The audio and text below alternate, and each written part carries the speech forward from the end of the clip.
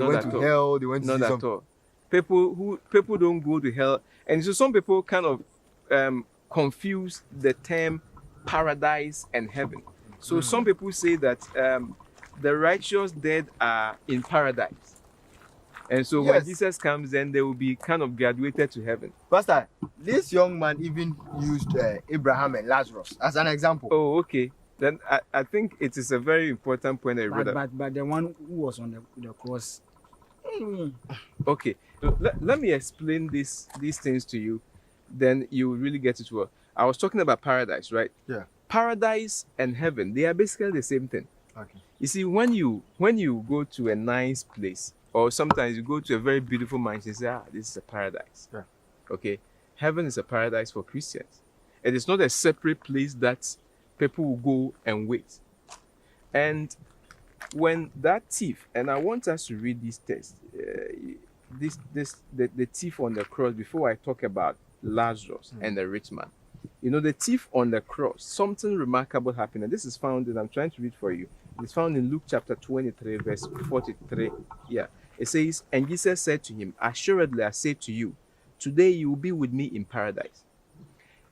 If you accept that Jesus took that thief to paradise that day, then you actually will make the Bible contradict itself. And the Bible doesn't do that. The reason I'm saying that is, Jesus Christ himself didn't go to heaven that day.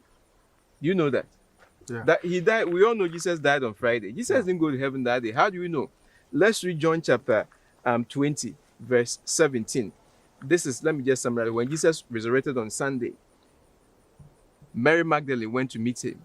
He saw him, right? Yeah. And then Mary had wanted, out of joy, she had wanted to touch Jesus. Jesus Christ said, do not touch me because I have not yet ascended to my Father. Yeah. You get the point? And look, according to the Bible also, we are made to understand that on the cross, the three people were crucified, Jesus in the middle and the two thieves. Only Jesus died on Friday. You see, crucifixion was a way of torturing people to death. And when you read the history of crucifixion, people who are crucified can sometimes hang on the cross for like 3 days before they die. Because see, they pierce your hands and then your nail, your feet, and then the blood will be draining. And sometimes even believe that bears, crows will become like the crows who were, making noise around here. Crows will become, taking your eyes, eating you once you are alive.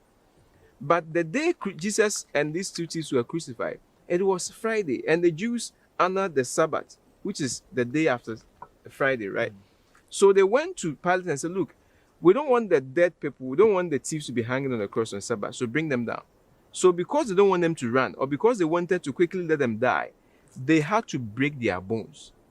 So they went to break the bones of the legs of the first thief. They did that of the second thief, but when they got to Jesus, the Bible says he was dead. So they didn't break his bone. So on a Friday, only Jesus died. So he cannot, or he could not have taken the thief to paradise when the thief was not dead yet. But the simple truth is that, you see, Luke wrote the Bible in Greek language, and at the time of the writing of the Bible, comma, full stop, were not there. So everything was together.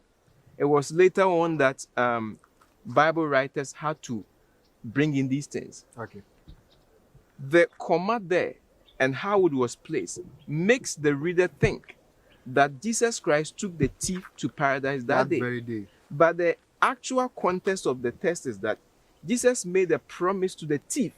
Like I'm telling you, Ajiman, after this chat, I'm going to take you to the United States.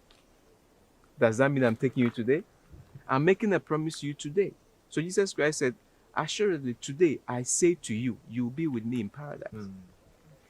Again, at the verse I read to you, John chapter 5, verse 28-29, Jesus Christ said, the time is coming when those who are in the tomb, that time has not come. How come people have gone there? You get the point? Revelation chapter 22, verse 12, Jesus Christ said, I'm coming quickly with my reward, and I'll give to everyone according to his work. That time has not come. Nobody has received the reward yet. You get the point? Quickly, before I go, you also asked about Lazarus. Okay, Lazarus and the rich man. That is a very, very important story, and people kind of confuse that to mean that people who die go to heaven or hell. By the way, that story is a parable. And parables make use of certain images and terms to communicate an important lesson. Okay, we do not have to take it literally. If we take it literally, then it means that one, the Bible says, when the rich man died, he went to hell. When Lazarus died, he went to Abraham's bosom. If we are taken literally, it means he did not go to heaven, but he went to Abraham's bosom. Bosom is a chest. Now, is the chest heaven now? If we are translating it literally. Okay. And again, the Bible also says that there was a gulf, that is a distance between Abraham's bosom, that is paradise as we understand, and hell. And the rich man who was in hell shouted to Abraham to tell Lazarus to dip his finger in water and give it to him. Now, if you take that story later, what it means is that people who are in hell can actually see and communicate with people who are in heaven. Okay. And again, let's assume the gulf is big. If we take it literally, then it means that it is not big enough for water not to be able to reach somebody in hell. You understand me? Yeah. And let me ask you, how would you even feel, assuming God comes, we go to heaven, how would you feel to actually see a roommate, your friend, a brother or a sister who was stubborn, didn't accept the gospel? How would you feel to be in heaven, spend all this lovely time in heaven, to every day come and hear somebody shouting, your roommate, probably a friend who was not a believer and now is perishing in hell? How would you feel? Person, Ajiman, help me, I need water. And you have been in heaven for like 100 years. And Ajiman, please, I need water. Please help me. Would you feel, would heaven be a nice place for you? It wouldn't. Okay.